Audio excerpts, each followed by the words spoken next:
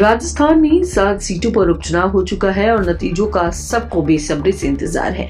इस बीच परिणामों को लेकर अब कयासों का बाजार भी काफी ज्यादा गर्म है। राजनीतिक दलों से लेकर आम लोग सभी 7 सीटों के लिए अपने अपने आकलन लगातार लगा रहे हैं। इसी बीच देश भर में मशहूर फलौदी सट्टा बाजार का आकलन भी लगातार वायरल हो रहा है।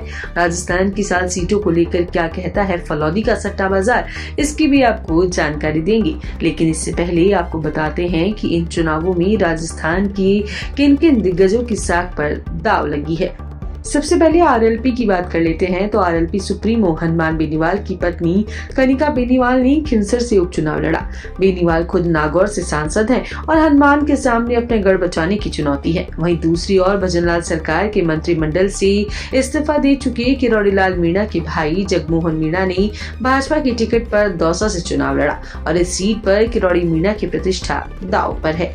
झुंझुनू से सांसद ब्रजेंद्र ओला के बेटे अमित ओला ने चुनाव लड़ा। ओला परिवार की तीसरी पीढ़ी चुनावी मैदान में है और इस सीट से पूर्व राजेंद्र गुड़ा ने ताल ठोककर चुनावी समर को रोचक बना दिया है। उपचुनाव के नतीजे सरकार के कामकाज पर मुहर लगाएंगे और भाजपा के पास 7 में से मात्र 1 सीट थी। सलम्बर से भाजपा विधायक अमृतलाल मीणा के निधन के बाद उनकी पत्नी शांता को पार्टी ने चुनाव लड़ाया है। बाकी 6 सीटों पर भाजपा के पास खोने के लिए कुछ नहीं है। यदि सत्ताधारी दल अधिक संख्या में सीटें जीतता है तो ये विपक्ष के लिए चिंता का कारण बन सकता है।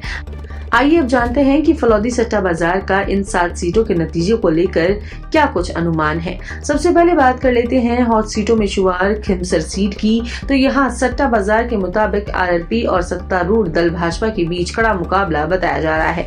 तो वहीं फलौदी सट्टा बाजार ने देवलू नियारा में झुंझुनू में भाजपा की जीत का अनुमान जताया है।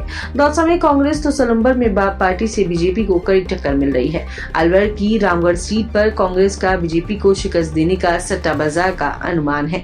84 सीट को सट्टा बाजार बाप के खाते में बता रहा है और हालांकि वास्तविक हकीकत 23 नवंबर को पता चल पाएगी।